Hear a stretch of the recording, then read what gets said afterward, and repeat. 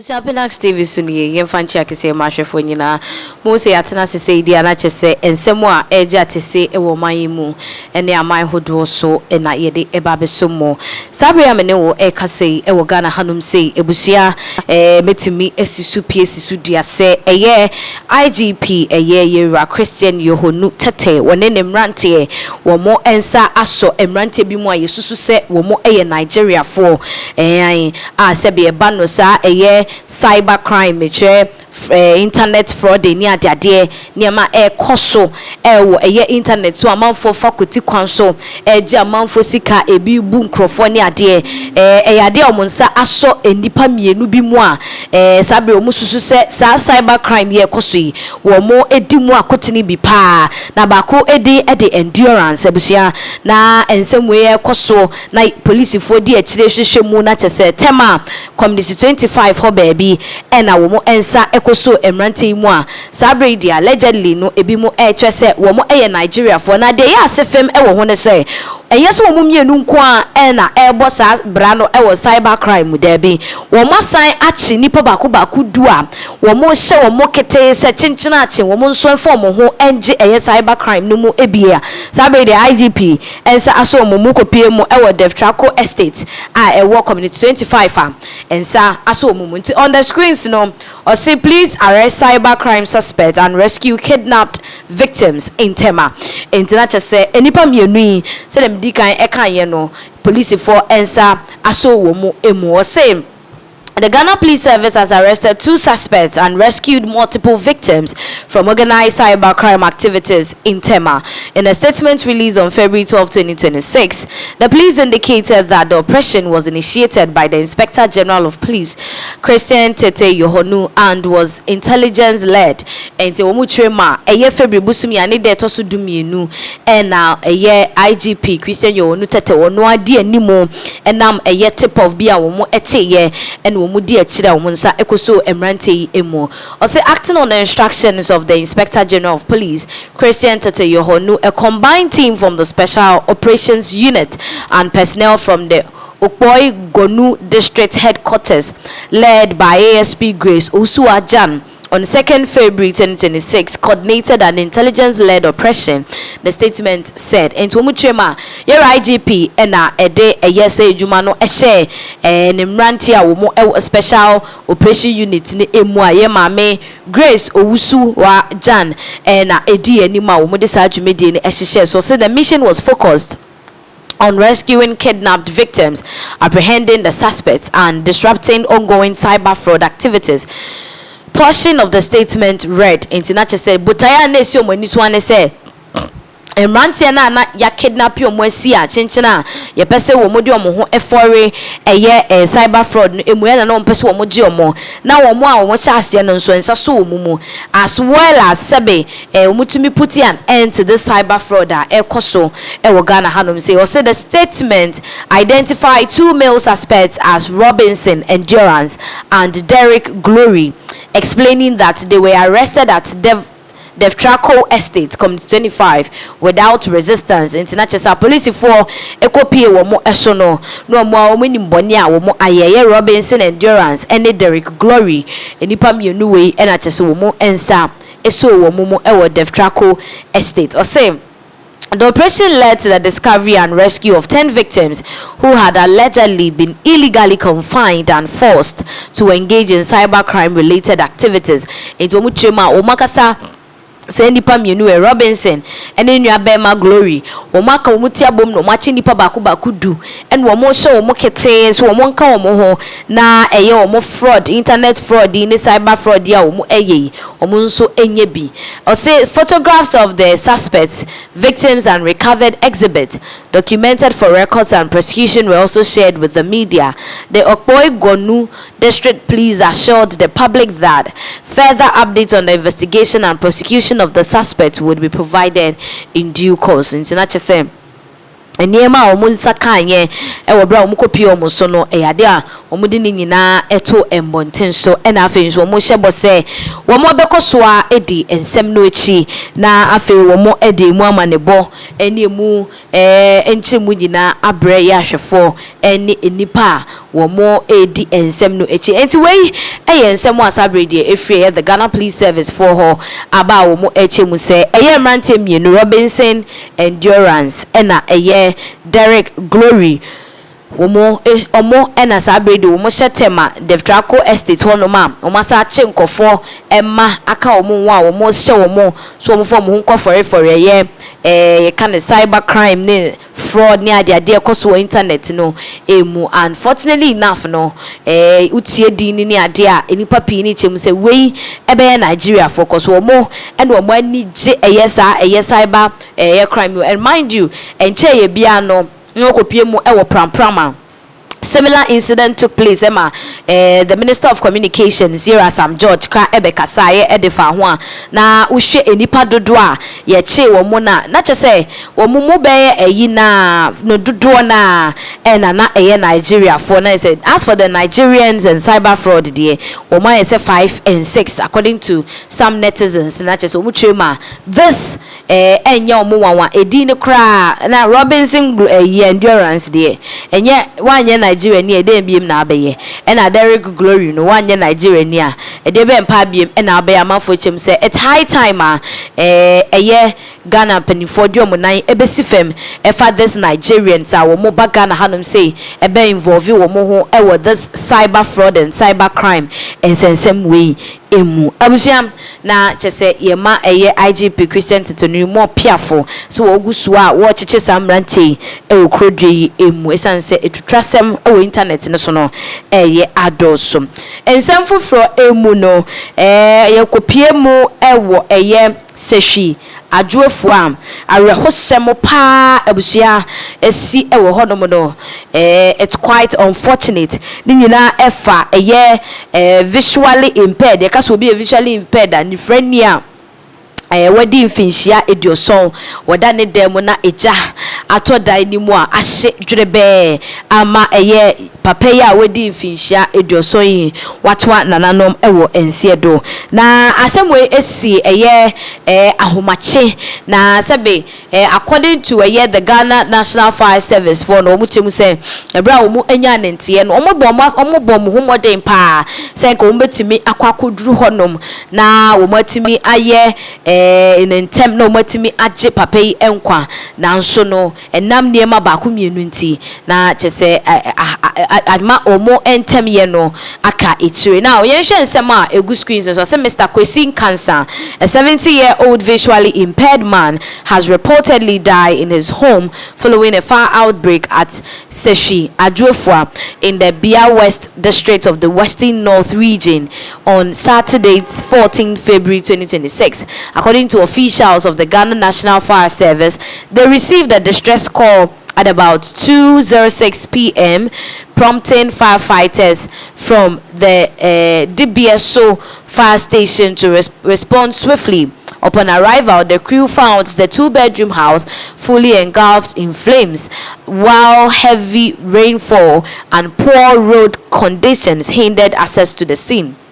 The fire was, however, brought under control and completely extinguished by 3:03 p.m., preventing it from spreading to nearby structures. But Mr. Kwesi Cancer was later discovered lifeless inside the burnt building. According to the Ghana National Fire Service, no, womu enyanentie na womu bomu modin bia senka wombekwa kodru ho entem.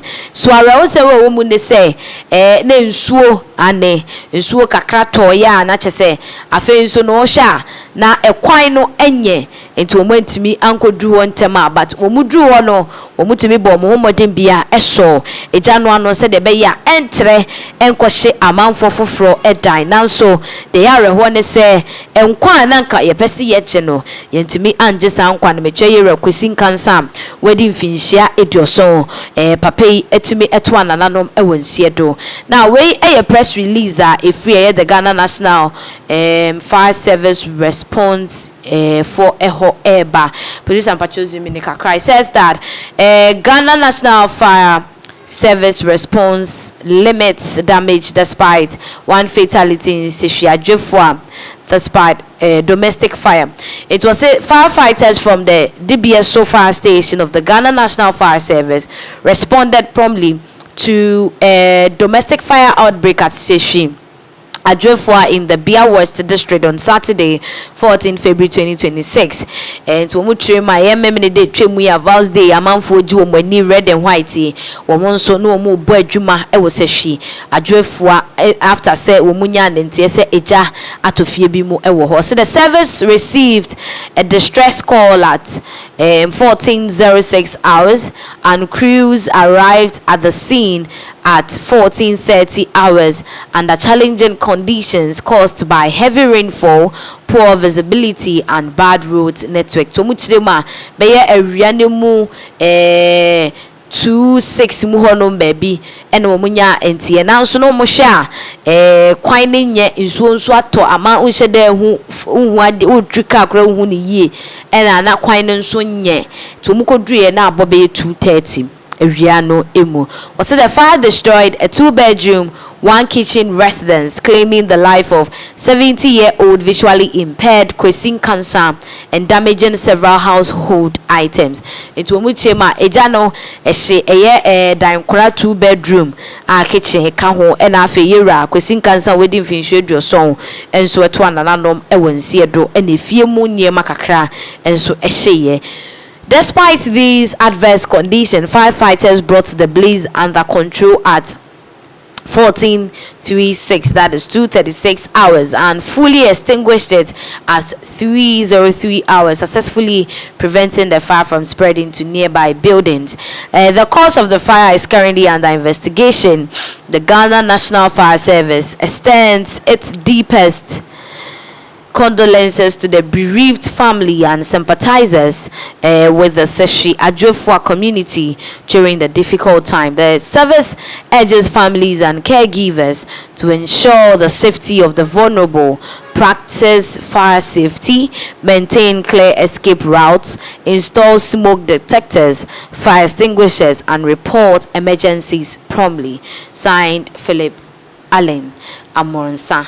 So we somewhat a free a year the Ghana National Fire Service ejumeku meche dumja ejumeku no ehonum eba efade siye e wo sehwe adwofo a wo etremu se sabede e bobe nye don enom yensa no ene nimpa mu yensa no ansa na wo mutumi edumja ne kra wo be koso ayen hwehwemu e de afa ensem ne ho na wo de emu update abre eye Ghana for any ahwefo abusia. It's quite unfortunate, it's quite sad say ato renchem we ato eye opani kwesin cancer wedding finshia edioson. It's very sad ebegine fide we so nia kase nyame emfa ne kra ensieye, but then it's quite unfortunate because so a monitor sa ensem way na ye de eye emu updates bia ebepie mu beba, because fire service for mayati ase se ade a omu eye nhwehwemu tin hwehwemu bia ebepie beba no ebusia ye de ebeba besom mo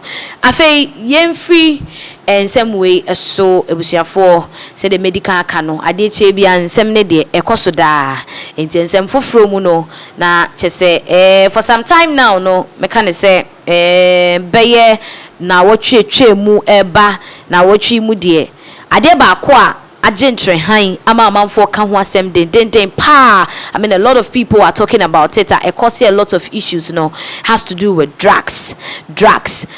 Now what you mu ni echemu say yache ye Ghana jumekuo pani bi with drugs any other day as abre no ye nakok pani kra na bekasa ye edefa sansem ne ho ena me ne wo ekasem ukopie mu ewo eye twiapiase wo oboase dunkwa kwantempon no eso de a na chese we de maba wa pa maamefo mpanimfo pa abusia na ensa aso wo mu emu a wo mu ekura drugs na drugs ya ye ka ho asemu yi ene red se wonim red ane tramol ni ade na o hwese de ni bebrebeti a police for ye operation wo kwan so ene o hyenkani a womo alodu ade di ama no okọ na wo mugina no ye nhwehwemu stop ibi ni ko se san drugs pa ene kura no a wo de ekọ na nhwehwemu ni ko wiete na chese eye ema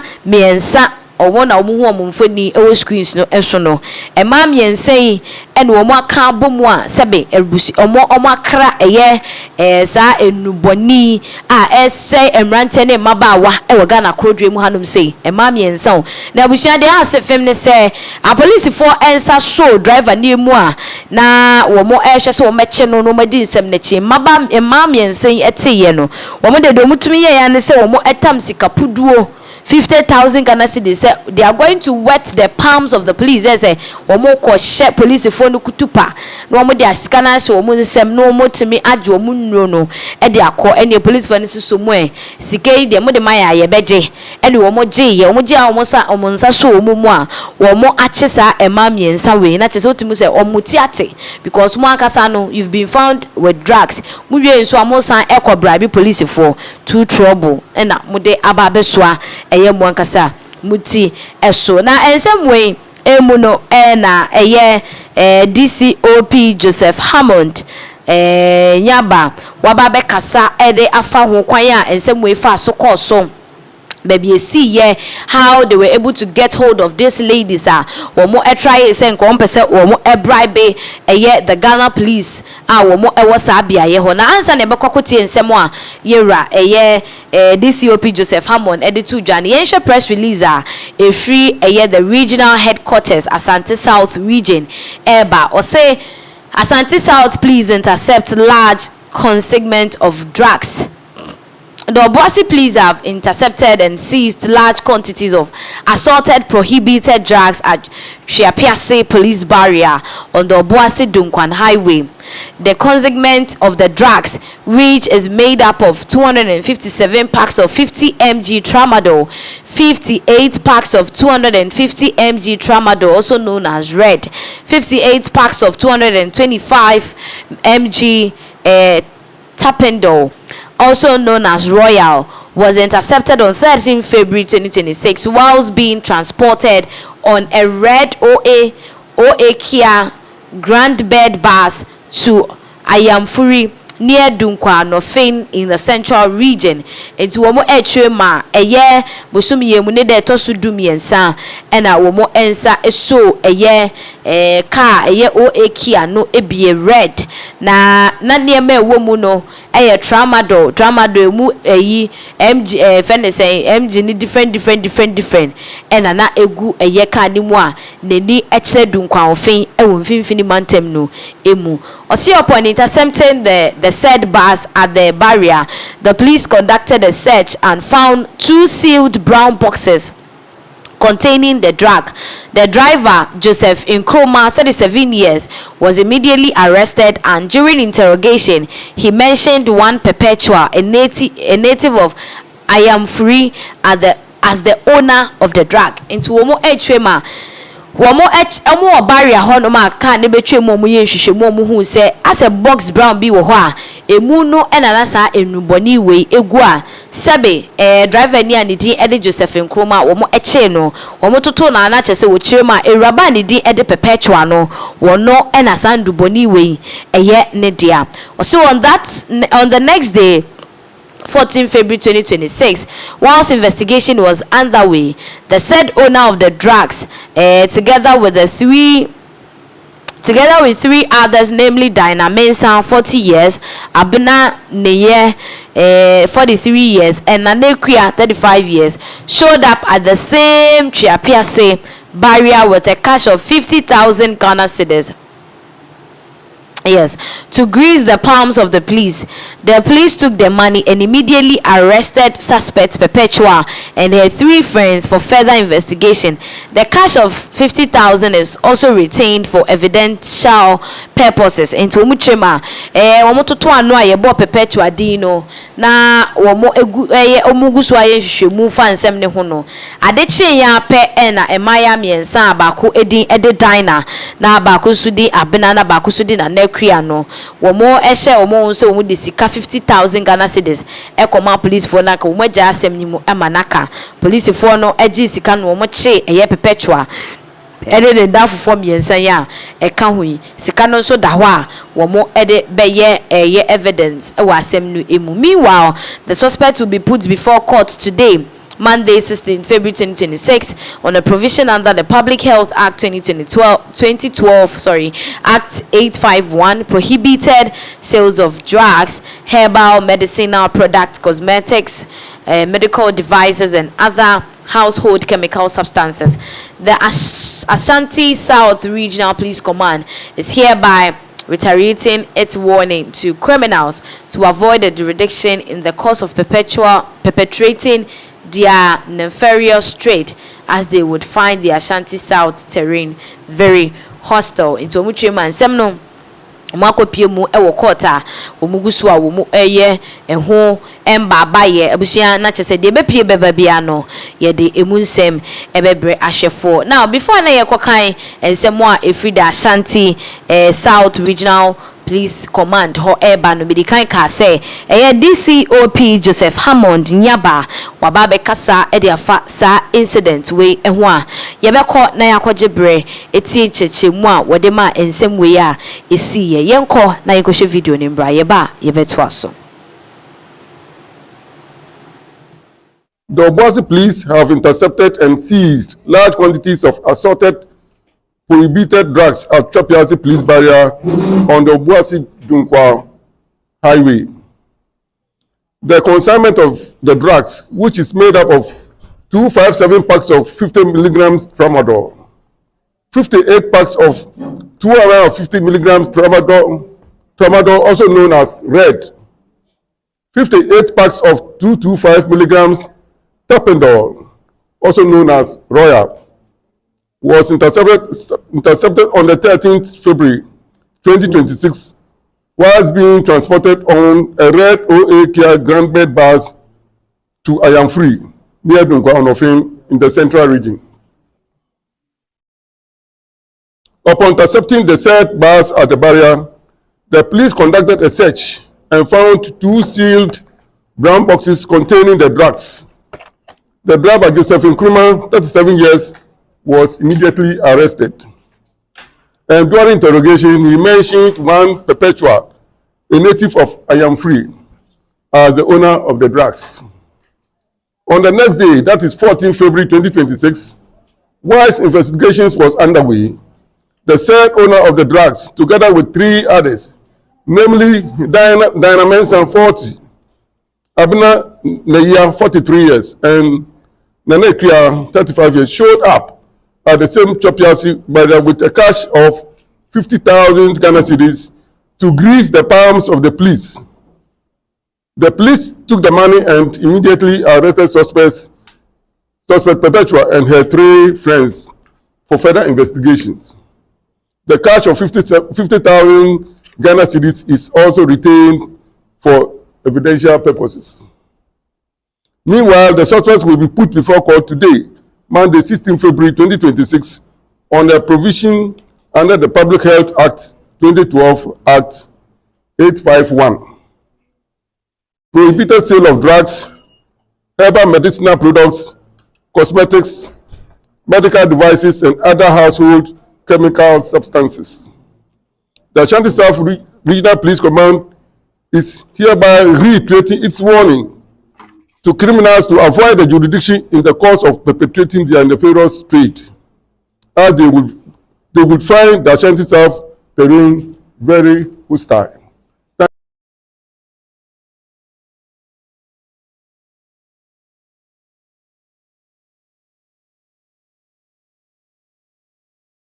Abuja DCOP Yera Hammond Ena Yekotie Nensema Wade Etuja narrating how things went between from the time wo mo eche driver ni no till the time emaya yi ede 50,000 ne koye in the video no yenyina ye hu se sika no etwaguo ewo ho a enuro no nso enubone tramadol ene tapendo no nyina egu ho no ma wo mo ede etre Ghana for basa na enunu wo mu ne no nso na eda so ewo screen so emaya no so na wo mo nim etwaguo ewo screens no eso no tisabre de say dem di kan these ladies have a lot to contend with. It's and say yeshemwa it is two offense. One offense is to go and a friend is saying trade drugs, illegal drugs. Okro dream has say him sesa red ne tramadol ne ade no though oko hospitals ne ade it is being used no wo Ghana handum say no emrantie no eba no abuse a wo mo yade papa na say maba wa ne emrantie wo kroma enti once you are being found illegally having a possession of this tramadol ne tapping door ne ade ne de na chese waso ebehye eno dan chen mwase enya kukudro atam 50,000 Ghana cedis a mo de ko bribe a police for na maji enu no akwakoton nti we de utimu se asotwe a ye de be ma wo no ano ohyiye papa enya asem ketwa amafo chemu say at this point the way we are seeing more of this drug issues because na me kan sha ase no right from last week na otwetwemu no the issue of drag no yadoso ene we echina we ene intercepted wo airport ene intercepted wo highway ene chese it's a whole lot. Timu said these cybercrime, drugs and all that is really on the rise. Ewo Ghana ha. And Ghana police so ayo imagine say mo bi agaba. Ewo kromo ha. Yensa so mu a emrano ene wo be di nwenwenwe said they see etie. So this is what akoso ewo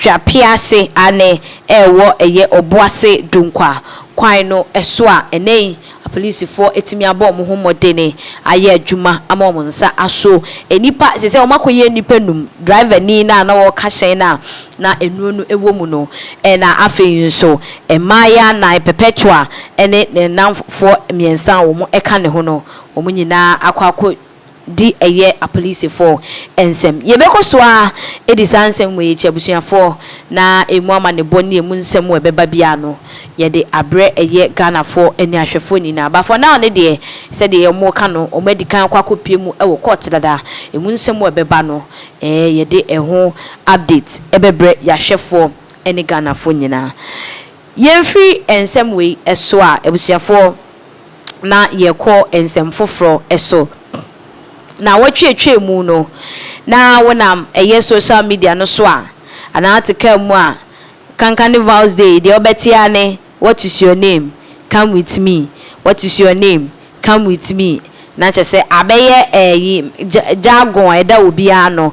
This is coming from video say sha circulate wo abefo mfinde tentan eso efa Russia ni abrantie bia wo bepie mu wo Ghana hanom say a ebusia wo bepie mu Ghana han woni de ne dwuma wodi a ne say Ghana for ma no ene wo hia wa enye be obehia obi a wo pe kwan bi so na chese obehu ane se Ghana for me akopie mu ewo ne apartment and we share what is your name, how old are you, come I want to show you something to my apartment no ye be one share a few moments later no womo ejina Russia mai edem ebi sa ne tawo bo ebi mo na ebi mo dampa so na ebi fia no chese abusia it was very devastating yes kika kwa na chese ma beye 800 and ye chiremu a wo mo videos and na chese ye or telegram and awukwa na okase opebisa ohwe bia na waton video ni bia ma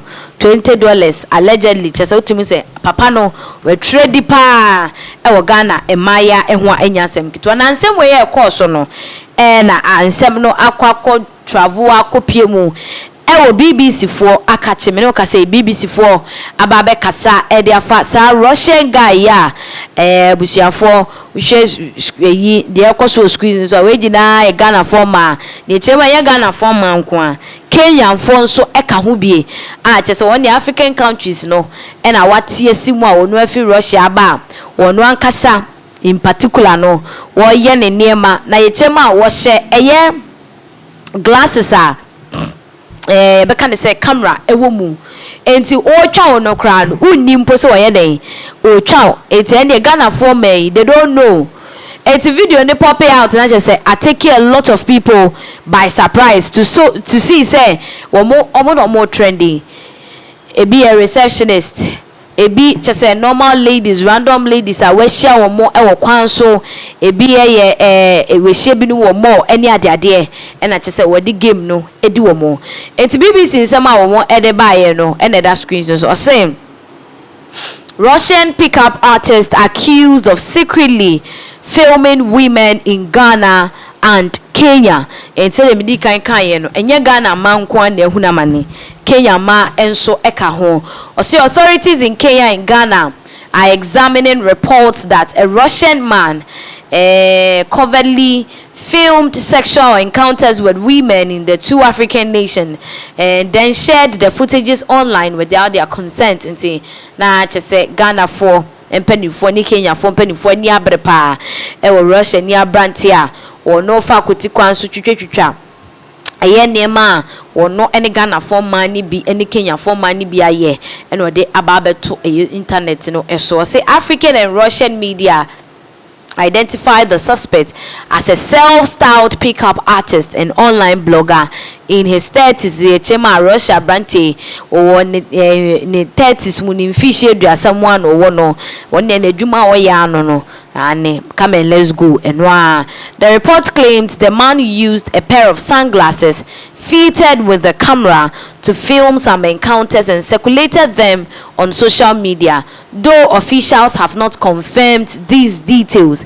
Into womo echrema and someone ebobo baneche say abrante ehye eye chichi ane enye midie bia Mahama ni de ne de na maria so no sebe ye de camera ahyemu ena chese wone wo kasa no otwaw wone wo kasa no otwaw ena ode ababeto eye internet no eso ose Ghana said it intends to request that the man be extradited from Russia, while Kenya government says it is pursuing the case with urgency. In Ghana had the obaha and penifon sema womo eka ene se womo ebo mo modern se abrantie no womo ebe bono efri ni man so ababedru eye wo man Ghana emu ena afen so no Kenya foso chem se asem ne de womo de ni breso ena womo di asem no echi. News report alleges that the suspect had traveled to Ghana to secretly film his interactions with women. It's ne chema etirimupa Russia guy de ba Ghana ne say wo be dada Ghana for man we twetwetwa wo mu ne de oni omo be nyina e de ato internet ne so. An initial investigation has established that the suspect has likely left the country. Ghana's Ministry of Gender, Children and Social Protection said enti oba Ghana hanum say asweya wo mo hwe emofra ene ema ho ensem so no ena omo de abeto dwa say Omuishishe mu chese abrante no sabre de we free oman Ghana mu eko. It's added that the man's departure would not reduce the seriousness of the alleged conduct of the state's responsibility to pursue accountability. It's not just say opa o dwane kran kwahye ehemfa wo mo beye o mafemu de bia e de ape atentene ne e de ama ema wo de sa adwuma no edi wo mo. Ghana Technology Minister Sam George said he had asked the Russian ambassador in the capital Accra for Moscow's cooperation in getting justice for the victims. In Tierra Sam George so den ho agima wo chemu say wone eye Russia for womo epania kasa se emprempren de wonboa womo na womo entimi mfa asotwe bi e wo honom efa ma brantie no na ensem wenyina ekoso no ababa wa baako a ono nso sebe ni tiranye yi a adwuma Russia ni wodi bedi Ghana for me adwuma ye bi adi no wabekiremu de course so empedodo a wo chese omo sepe omhu nyina waba betu nanum tu a kire sansem we nyina yenko na yenkotie ne nsema wode tudwa waka watompa no so master test hunsa wamti eno no mo ye ba akopa na asa da night no mo ko obi abetu na asa 3 rounds call once, you call one, I say, me, family, no way. No way, no find shame on. No, say they beat. No, say I then baby brilliant. I didn't know me person me. And I'm catching say me yet. Me near beat that into me person be yet. When them say Accra, can who they say one can cut. Passion say. Me say na them say na be can do say one can cut. Nim sa de ne yenti na me se me nye. And I say no mood as Sunday sa ba me na family. Because I didn't mean any person in this year. And so, the honor say, yeah, family to that. Let me so there be. No, say, I didn't took it out to forever, and I say, I me to them mobile family to that. No, say, Mumba, my so I do this, I would the one enemy so there be me. It's not my thing, it's not everything that is. Don't be pen or be pay, and me pay. And also, you are telling me the man from the other. Kobe boot to swagum. What's it? Kobe boot to swagum. Oh, Mama nine. Enti, or ye, no more than a poko 1 round, and that's it. Yeah, call 1 round, second one. No, me see the me the my bremin yet. Enti, what the home my dear channel so coffee. Me down to another 8 on my birthday. Because no say an opano washroom there was apartment in you know and back. And your person check it out and go pay baby for. No, me so okay, Martin, me coffee. And the best be an on mama son to say, boy, you want me that be buana. No, see you watching. And no coil. Okay, maintain and can let me test so ever and says he saying, why ye be? And or saying, when ye be. When ye be. Na me pacho, my men come back. One of the diano. Condom no year, no check you, no say who baby auntie. On one I banan, auntie. Okay. And as I know who grandpa, but I say no one banty or say or me say oh yeah no one banty or say me offender me family the way ni shema none of them bra and I'm saying yeah. Okay, into who coffee na there transportation one outside the ward here and I coffee. Oh say me my call for like ABR scanty me cause me person benya adwin on it say yamba ya ba so no be if you start seeing someone it's just about money what I say one in the share you know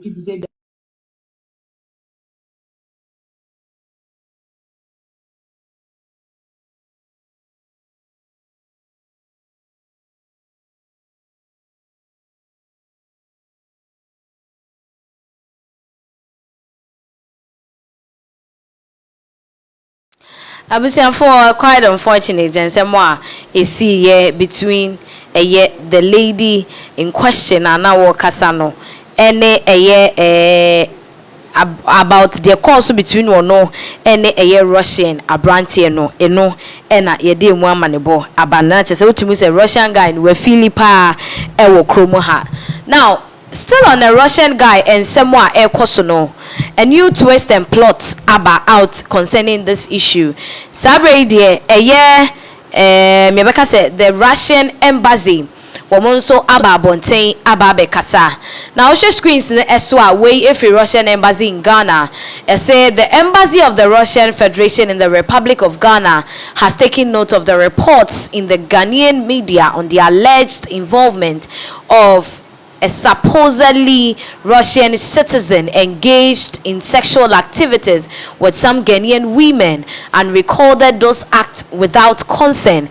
Enti Russia fonso etrema womani up anas wo mate ensemwa ekoso ewo Ghana abefun fini 10 time eso se Russia ni abrante bia ba bepie mu ewo Ghana hanum se ya woni ema wo se be woni man kita hudie na wodi omo ekwane dem na de omo ye de wo mo eye no owia no watwa abeto monten so mo hu pa na eno na wo mo nso aba kasa eho na no eno mo chem se wo mo kasa ho dia they are of the view said the Russian government might act and then do something about ensemo a etwegu anase ekoso ewo abefo mfinite time so efa Russia need this no eho. And so a lot of people are expectant about the fact say the Ghana and Pennyford together with the Russian embassy what Ghana hanum say no they would act swiftly and take measures on this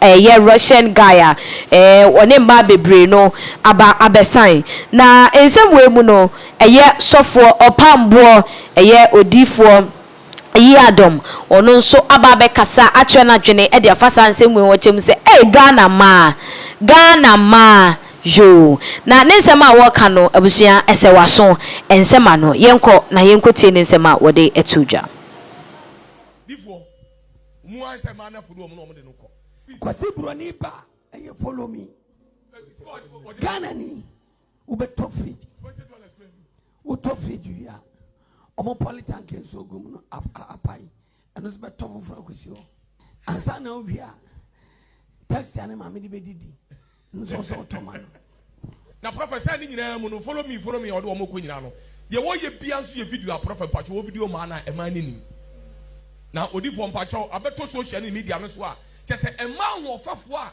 Russia brantie ene o ma de da prophet wo video wo mo a wono wade akoto no eyi cheche papa ko hwa agise wo fie scans an ware yese wo Tema manager bi o ma oni ni twa keys I'm so a receptionist. Sir. About all yet no hotel. Or your reception hall. It's all can say, ni name say. Ni microphone say, man. Now, no, we bet Obibawa, microphone and a repair. The name so electrician or who Brunina for 2 in a Choma for the Jimmy. So when you're gonna go money, must you? Yeah. You're president, Odine, our mine one in penning for. Obiani one more go, bien or baby be a good gun. Almost a good money must almost do for the pay. No, do gun good money must say. And the son at him, Mrs. Avo, so your bar, no one ya obi and 2 4. And so say, we or Tim or Guanama Tiana. When you saw Hano, some my way were put to pa, and your bit to put to pa. And come on, na some kwasi. I did Jimmy some more, some kwasi. I did Jimmy some more, some kwasi. I did Jimmy some way. Da. I want to phone in Afra, Prophet Pacha. What warrior? One I would open no man now. What warrior? Now, what to me, don't number. For the next day, Cuciano. Now, what was so mama? Where your baby or baby are? What pet your man commodity be a nifanyading? Me catch out direct. Or baby or pet your mind come. Eti ebi oso German come so any ade biano. Just sad internet na sia for dada. And to boss wa no dey chase kraman. I am telling you. Simple cry. Woman ya fufu indefinitely. One woman than a video ni na babante. Video ni na babante. About what shares can some access into much yakore. Eti one we be ana. Also one at pani bi awe. Yes what tie down no moten so. Mpacha and was up doggy no. Enya sofo, enya sam ketwa. Obom mutu ni sa. Enya sam ketwa. Eno nwumre me yem hye hye no. Ye ba so down. Na papa stone frey. So the form with the abanam semente dia sam nasi. Was a Russia ni bia be diri Ghana for my go. And I'm Ghana for my ebinum no munyina because ebi ya mafo ebi nya mafo. Ti so ba fo mi kodin kwasa sam mfa so omo aka. Yam pretati ya mano. Obi so no onyo ba fo mistake and buy. When we so anya broni. Obe one dina kwa brochiri.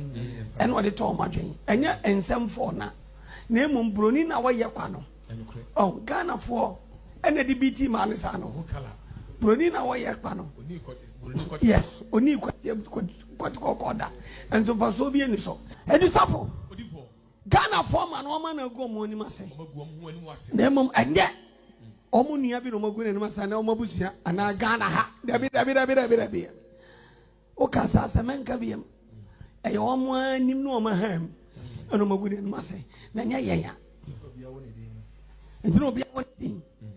Now, Rossi and the Bearman and so. The way I want to see a Timino. Why you quasi up when he a broquasia Tito so. Now, Bearman won't know about that. No one was a video at the Atua Bontain. What's a video on the Atua Bontain? We are Nipa. Obipa na usa omodatesano. What's up Ghana so be good Ghana for me must say. Be Ghana former amomo yare a woman must say a sewomo. Onyame nkum. Amen. Yes. What's yakwa? We are brand na ya wan. Eh? We are brand na ya wan. Brofo crowd to me. Mama padona trap di mem. Akwasi broni. Usa kwa we are very stupid. Oh. Jimmy papa. Now, what Jimmy? Omo the video be chere me. Ya ababo ando okaze o me nko okaze. Onko die ntina wo se me di wachi. Ya. Ya awrade hira o mo pa. Mo hye mo ho ani e bi aka Ghana. Abusia yera opambo sofo baako a wono nso agidin pa wo Ghana manwe emu ene wono nso ede ne reaction na betudwa wotwemu se sebe abrante ne do ye ne enye ema bebrebe yi wudi omunyina ukobọ omunyina na sebe yare na wo be transport e de ama Ghana for man na sesen na wo be chiche na ade so nipa ba akunya yare ne se de ten obey next time bia no ne obi fofra kwa akohia na chese yare no se ye chiche kwa ne se ye chiche ekọ no chem se Ghana for man so aya mo nso so mo ho kakra eye ya hwim a few moments later na mo sha apartment na ye de mama ko bipo de obehu na chese odu wa start twa selfie ni ade ye bre o chese wodru hwa obi ayafa wo mo few moments later wogina apartment to create yourself in there. That's very serious. But at the end of the day, no, say yeah, she say Ghana penifo ebetimi aye de omunso betimi aye na asotwe bi e wo ho no no yemfa emma eye Russian man we na yemfree ensem we so na yen konsem foforo so a asemba ko na wotwi ene na wotwi twemu nyina no. A lot of people have interest in it in the political sector no has gotten something to do with cocoa prices recently the National Democratic Congress wo mo ateso na atwansenia masabrekra no Cote d'Ivoire enso aba be for ensem nim. So on the screens no osi Ghana imported 185,205,246 Ghana cedis worth of cocoa beans from Cote d'Ivoire in 2023. It's not just say yes, cocoa no said there and some ne cocoa na NDC 4% much said the current issue we are facing with the cocoa industry started with the NPP. There's NPP amanyoko and a share and I just said because of 1 or 2 bi omoko sign here with the IMF ni ade no e dey same when you na aba. Now later on no the a poppy arm they say Cote d'Ivoire maintains 3,600 farm gate price per bag of cocoa because they say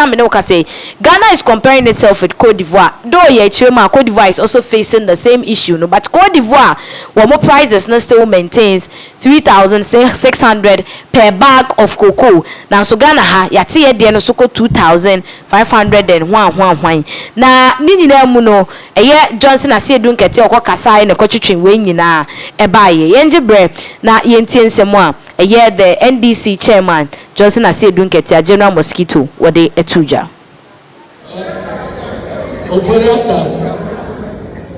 Oforiata obu kontel se yebenya cocoa no ton 800,000 and original and so kwaji bosiano a etimi to cocoa 800,000 tons obeduru ye afeno cocoa ayeda ye 400 and something thousand Accra, 400 and 60-70,000. Let's just say, Sikano, so did the betting to 800,000. Now buy 400,000 in Accra and a 1 year trial. Sikana can say now. Now the man. 1 year 800,000 no crown, and also every abandoned ceremony. If you say, Yet I could not swap, you say, Coco Bia, Yameton, a Butibiano. Yet the bar, City or Habiano, yet the Musidi and your soul, and a Dibema a careful. And now what they will do so. If the entire or Sada said, so Coco war and Cosra. Yetimide, don't know Coco d'Ivoire. Yetimide Bico Togo. Eti akoya can see say, a mine and sana yet twatwa sono. Wa, Coco war by Cosro. That fee, Union the end of Graford, the Bebacura, not what Taka. Ujai Maudi go from a born go from say who's here Grafua. Coco no one a bag born and the Beco. And until 2023-24, one more buy a boy a which I'm a for. And my Coco no do one they call Togo and the Cote d'Ivoire. Mokai says, a more Tyrant News 2024 no more. Omuchi Coco smugglers for the first time. Now one will do Coco Brady Coco Burkina Faso.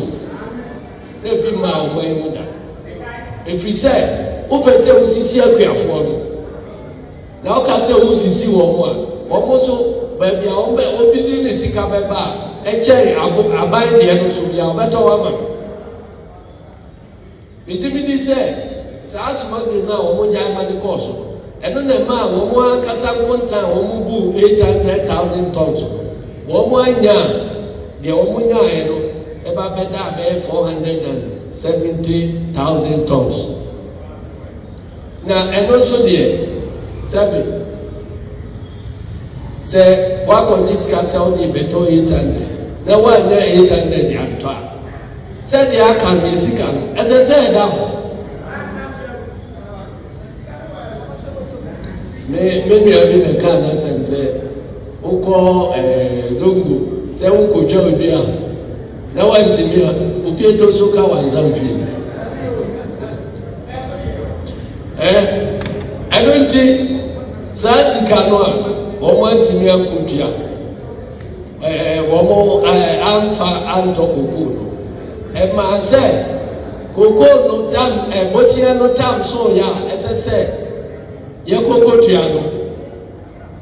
Oma Yakoko no Ankoma, a if no. Banks now, Yapo will see a few. And now, of course, I say, Yen Tunche, the 2025. And now, Mobenya Coco, no, Ababe to Yabusia 2023-24 local. And now, Omo Epian and the bar 2025. And now, Ebia so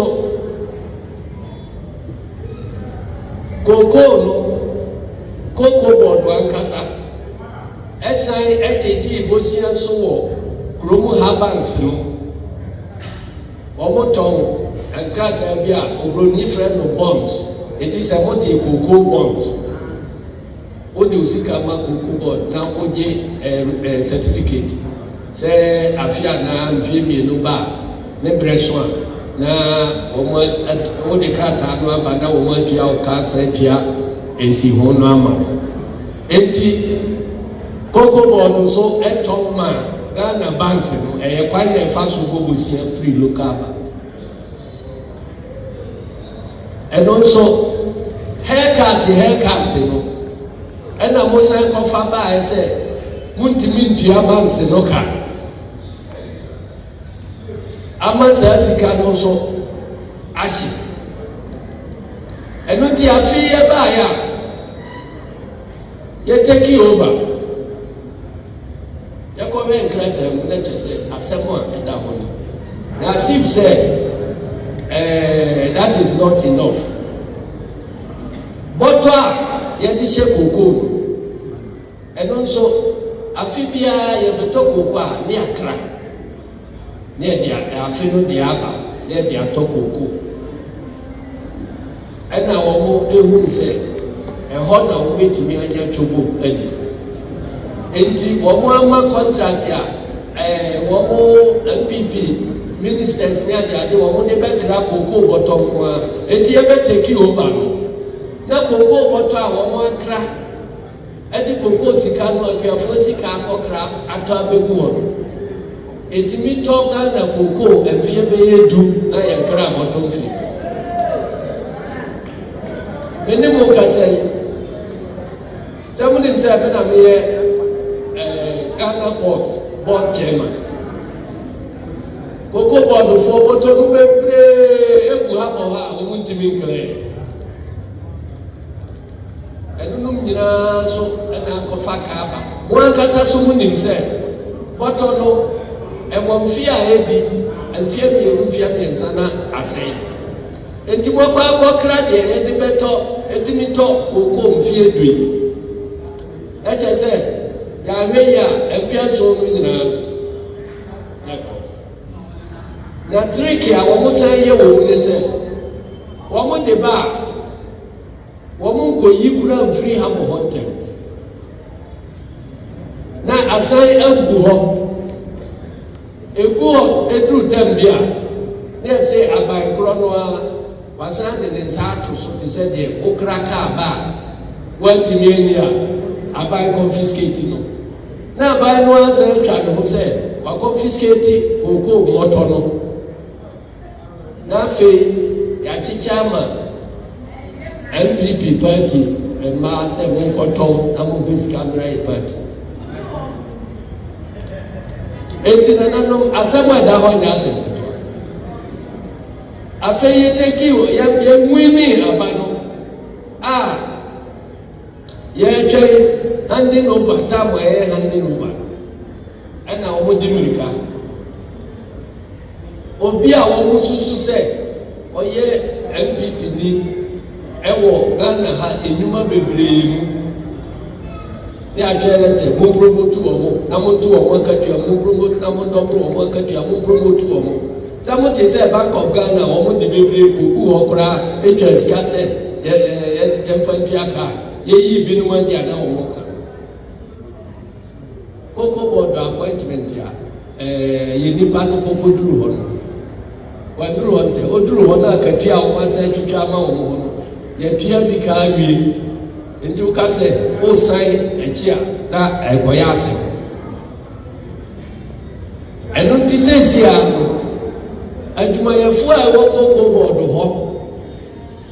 One more do and all the time, see one more country. Sika, and it just a country, I know a chair, they had the talk.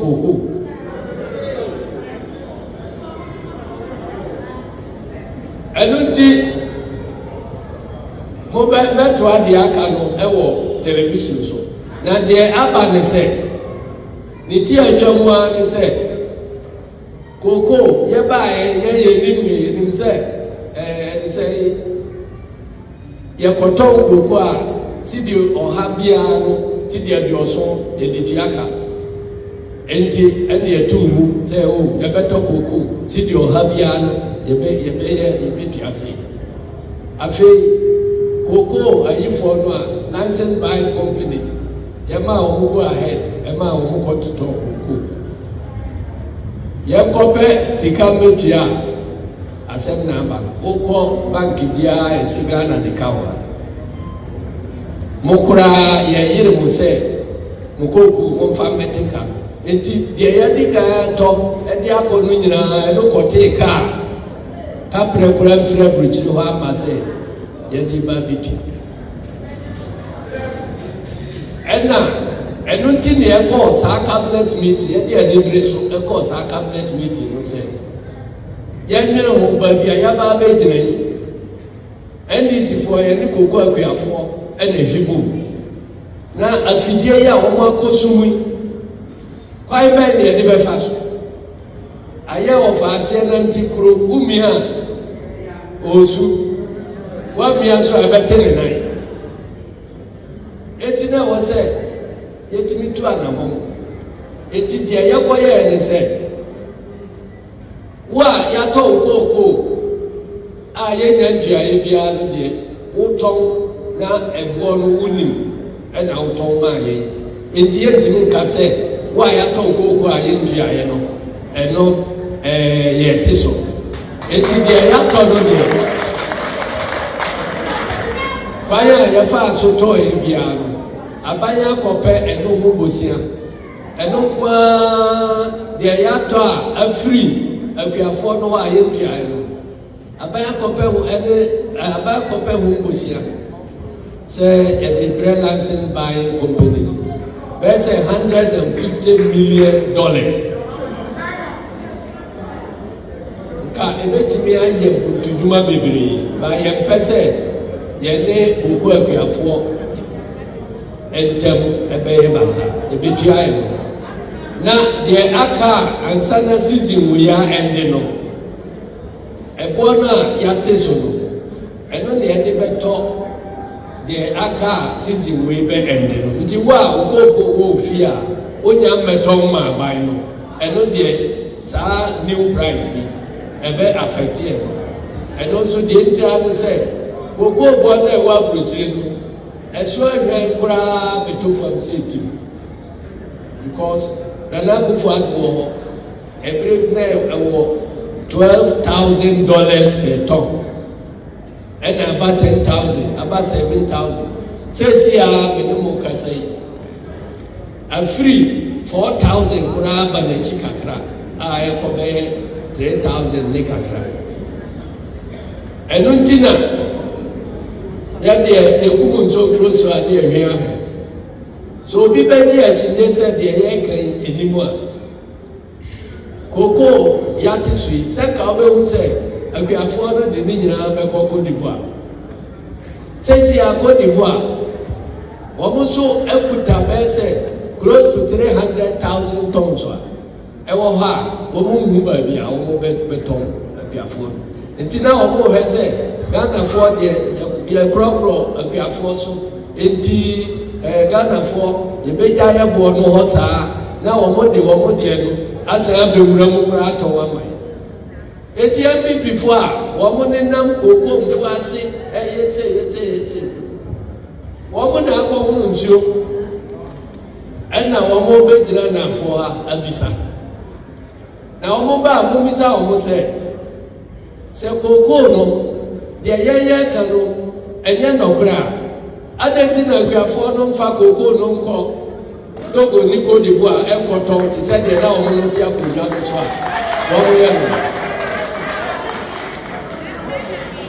no efiri sɛ sɛsi akuafoɔ Côte d'Ivoire akuafoɔ nyinaa de wɔn kookoo agugu bɔɔda so a wɔn twɛn sɛ nka wɔn bɛnya kwan abɛtɔn no wɔ ha yɛn nso baabi a yɛde ɛbo no aduri woka sɛ wode firi Côte d'Ivoire ewura mu aba a wonya mfa so ɛna wɔn nso ho akyerɛ wɔn abusuafo that is a year Johnson Asiedu Nketia ne nkyeremu a wode amama eye nsɛm a ɛkɔ with the regards of cocoa bebre na ɛbo nyo mo hwɛ comment section ni mu e bi kyɛ sɛ asɛm a Johnson Asiedu Nketia ka no it doesn't hold water. He should refrain from saying all those things. Now yɛmfiri Johnson Asiedu Nketia ensɛm we ɛso a na yɛmra nsɛm foforo mu dia abusua there is a serious crash ekoso den between two great men who contribute immensely to Ghana in one way or the other. Captain Smart and gospel musician Omane Echampon ebusia entokwa no anwodin na obebusa se eba ne sen na Captain Smart and Omane Echampon there komo omo clash day like how is it possible they are going to clash, talk of to fight or something. Now so no yenyina yenim say over the weekend no na NPP amanyoko no de Thanksgiving service ehye so wo UPSA auditorium na ho na ye Romania champion kopie mu wo pio kopie mu no ensem a wode etu dwa no that is the beginning of all this. But before no yenkoti ensem bi a wode etu dwa ye ba ye beto aso free meboa MPP for say mon fa kania free meboa enso ni nyine chi no ya no for say debi say ya me ne mo kasai koko ni ya chemu mienu afafa no eni mi go say bia betu mi ada yo this one hey me ho mi papa no me babusi afo yi nyina wa doctor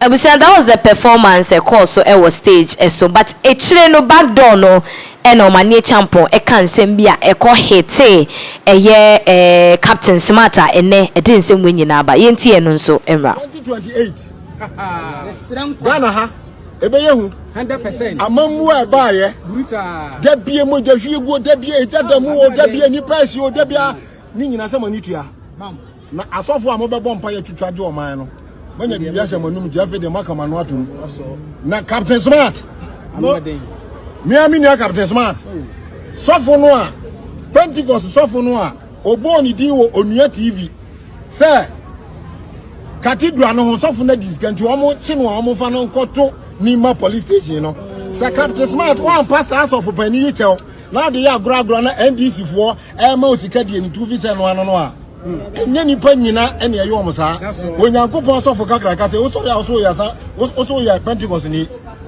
mimi ni ane Captain Smart but bone wode adi nipa won se me am gina ha kura NDC for wini oso omo ba me so na me so omra na me so mini ba bia na busuafo nyina wo na wo de sofo we ani ma twitwiri form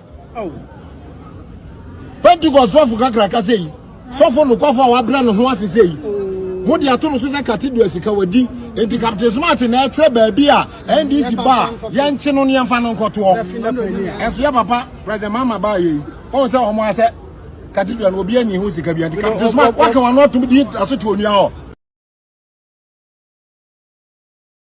Nicholas Omane Champon abusuan sema wode etudwa efa Captain Smart ho atrega no ema ono nso abeke kanadwene ede akyere eye Nicholas no eni na kyese ni nyina afa ensem bia Cathedral no ho ensensem no eho na yenkotie anu yi a Captain ede ma Nicholas Omane busasa akwa na waye punk no o tonyom no I don't know say na say Cathedral na da ho no enye tabita kum Cathedral no tabita kum Cathedral no de akwa bi azolesi won say eto da na ya twin say ye nipa no ekofem mi bu say na say Cathedral enye tabita kum sama nse ne fense omani den akwa bi azolesi mi amini ono frem say mi amini Captain mi asumi nua Nicholas sawo papa sika $350 million and ye dey kotu amana sa da ho a antinka wo beto tabita kum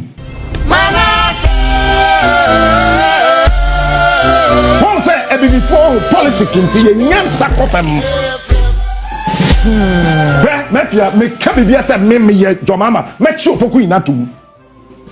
Bẹ́ẹ̀ asẹ́mi náà mpẹ̀nifú ẹ̀tùbí fìtí náà mẹ́yẹ dín no báwo abẹ́kọ̀ akọ́fà bá dọ̀ bẹ́ẹ̀ kyẹ́ mọ́ òpókù yìí náà tell your people to shut up if they don't shut up I'll come out again. Me Pentecost ẹ̀yọ́ bíyà dìá ẹ̀yàmí dìá. And me, obi etimi pa mi fi Pentecost mo. Awurade Nyankopon. Wo de try na he. The way Messia fed one perfume ya de begum ho ba asore no. Wo pagya anwuma na me wani ho na me sada. Wo ye elder ya be so mo twem kwase watumi asan. Me try obo so na edi o me bro. Me nobody can sack me from the Church of Pentecost. I am quiet because respectable apostles and pastors of the church enemy akasa. I respect Opoku ina, I love him. Unim de ntia mafia. Wo hwe Pentecost Convention Center. Ade aye papa no yesi hwa. Ebimba da edutwam the whole of Africa. Eno na ma other churches esua. Papa Opokuina, I salute you this morning. I respect you and I love you. But National Cathedral now go ahead, 350 million. Sikan way. I don't know I'm not that way. Tabita. I'm not that way. Maybe you can't remember Opoku come at show da. Tabita. I'm being honest. Come at show. Nima crowd the Hoyam do back to go water pasel. Tabita. I have a coffee say. We as some here can you slowly here can. Maybe the Mahama come at show Poku in that da. I saw for neck can National Cathedral soon. Come at show when I'm be other cell. Now lawyer Baba Melu. If you watch this, Professor Amiwe Kumfi, $2 million per. Papa Penny, and yere yon hima. Cathedral no dey. Papa ida sell salo nyo bia kura me beli MPP for jana ajeje mu. Na ya koto 350 million ato agu. As against 2 million.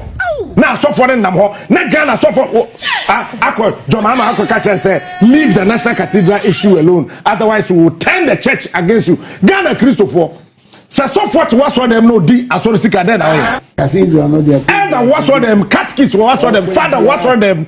No di asori sika fia den na moka. Ya so for akese aye wo krom ha no. Womako John Mahama akọ catch and say he should leave the National Cathedral issues alone. Otherwise they will turn the church against John Mahama. Cathedral no dey kwen bi asubesi.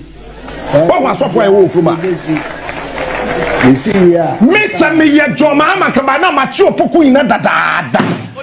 Papa Poku, you know I love you. Eh? Mefia, oba mi fie 4 times besra me be bom pa e ma me. Me ko ni fie 3 times. Wani. Pentecost do saying no what access to the chairman. It's an honor to me. I love that man. He drove his car. Opoku ina na ma misua de enti asema toka kra na me wo driver na car na chi na me nya me ho big. I learned that from Opoku ina. Opoku ina on car chi otna front on driver na yepe. Na otina na ndonka. No you see ML that daddy and one of train mu san life as the chairman of the Church of Pentecost.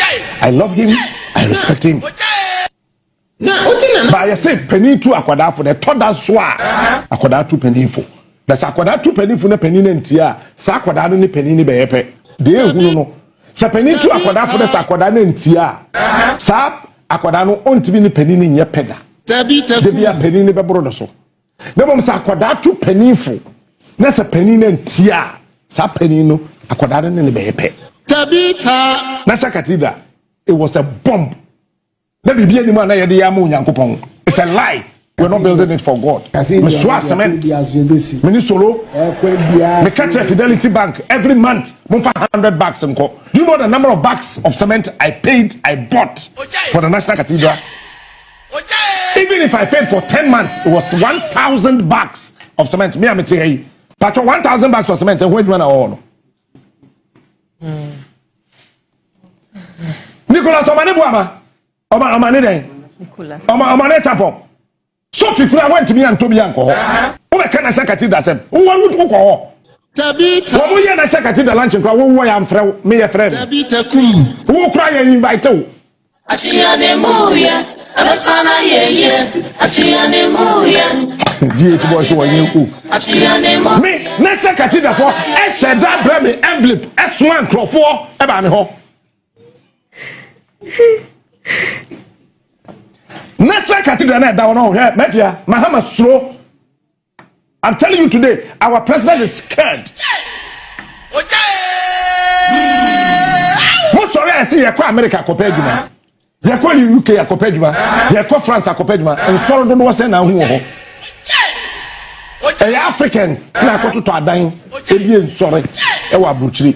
Gwen, a sorry hu hia. Mafia dan me catch on me. Say me da sorry china. Me say Jesus Christ or you fake kura me cause why a Christian. Gwen.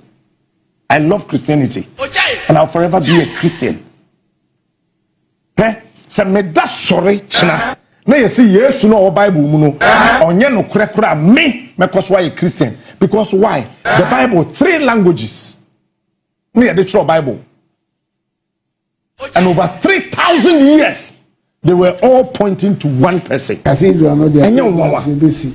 Bible na da one the kasa miensa and a troye. Mfi apem ene akire ba wo nyina na wo kakam one wo ka Yesu won enti se me da soro ye china na se yesi Yesu mpo sabe eburu sabe enyaado Yesu eye fake enye no kura na koso aye Kristo ni Captain Smart. but that does not mean said the enye no mentena ho na menhwe se enye na se cathedral na da ho no se ye Cathedral no ye pa asase children's hospital ye bi nsi won kran cathedral asase da ho ye bu adan ma judge fo enye ba bi atena na obi to ho ke kansam fun said no de akwa bi aso ebesi